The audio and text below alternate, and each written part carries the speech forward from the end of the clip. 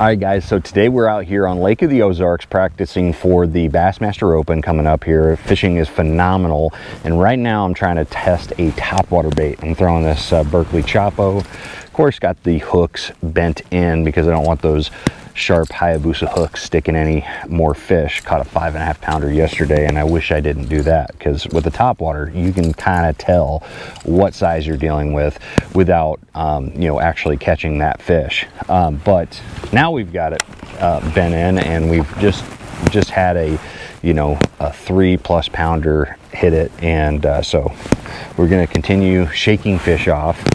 But I wanted to have a discussion about wind when it comes to you know, topwater fishing and how it affects the fishing with topwater, because this is something that, you know, you're on a hot topwater bite during calm conditions, and all of a sudden the wind picks up and things change completely. So I wanted to kind of go through some of my thoughts and experiences on topwater baits and different topwater baits in different scenarios, that you know, when it comes to the wind and how it affects them, because sometimes it'll turn on a topwater bite and sometimes it'll completely shut it down. So all right, let's go ahead and talk about topwater fishing. And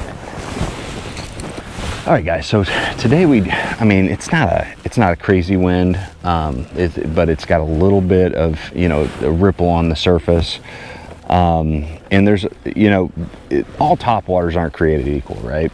Because some topwaters do really, really well in the wind, and some just, the bite will completely die. And so today we're throwing the Chapo, which is a, you know, whopper plopper style bait. And, you know, I think the key thing to think about when it comes to like a bait that makes as much commotion as this is that I think that a little bit of wind isn't going to hurt anything. You know, a little bit of chop, you know, I'm talking about inch or two of chop, isn't really going to hurt anything. And sometimes it kind of livens up the whole ecosystem and actually allows you to get more bites. But you know, and baits that kind of fall into that category, I would say are like a, you know, whopper plopper style bait, or sometimes a buzz bait. But really, buzz baits, you know, even though I think that, you know, they sound loud when they're, you know, when you're fishing them on calm conditions, I don't think that they make it near as much commotion as a whopper plopper, you know, even though you'd think that they're very similar. So you know, I think that walking baits like Zara Spooks, like big ones, do well in the wind. In fact, you know, like fishing open water, especially for smallmouth with a walking bait, like there are bites where you could have 2-foot waves and still be catching them on a Zara Spook, you know, and sometimes the wind actually will liven up that bite, especially for smallmouth. And so like big Zara Spooks and things like, I think Zara Spooks or walking baits in general are probably the best top water for windy conditions. And then you also, like, you know, the chugging style walking baits. This is like a shower blows or a chug bug or something like that. Those are designed to make a lot of commotion and really just kind of combat the noise that is being made by the wind, and to help those fish to recognize the bait and to go attack it. So those type of style baits I think do really, really well. You know, anything that creates a big commotion.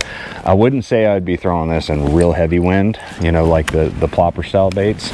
I think that a little bit of wind is okay, but once you get to you know, gusts and you start getting a lot of chop, I think it shuts it down.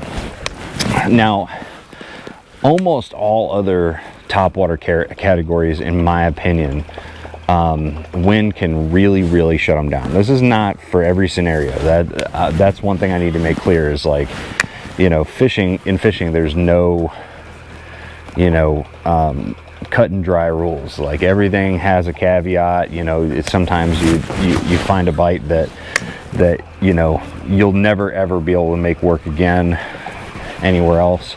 But for the most part, like things like poppers, you know, hollow body frogs, buzz baits, you know, blade baits or prop baits, those are all calm water baits. So like if you're catching them one day on, you know, in calm conditions, don't stick with it for too long during windy conditions with those different baits, especially frogs and prop baits. In my opinion, frogs and prop baits are calm water techniques, especially, you know, when you're fishing mats, like you know, matted vegetation with hollow body frogs. Like, I want calm conditions. Anytime you've got you know, enough wind that the waves are actually creating an undulation effect in the mats, that's bad news for a frog bite. Let me tell you, time and time again, I've lost a frog bite because of the wind, you know. And so it's just something to consider. It doesn't mean that you won't, again, it doesn't mean you won't find that bite, but there's a lot of times that bite will completely shut down and you won't even get a bite. And if you do get a bite, they're going to be missing it a lot. So but anyways, guys, those are just some thoughts on how wind affects topwater. You know, there's a lot of different scenarios, again, that you know, are contradictory to what I'm saying, but I guarantee that for the most part, those theories and my experiences will hold true for a lot of different scenarios. So anyways, guys, let me know what you think about you know, my thoughts on topwater fishing in the wind. Am I, you know, have you caught them on the baits that I said you know, are affected by the wind? I want to know. So thank you guys for watching. Make sure you like, share, subscribe. I'll see you out on the water.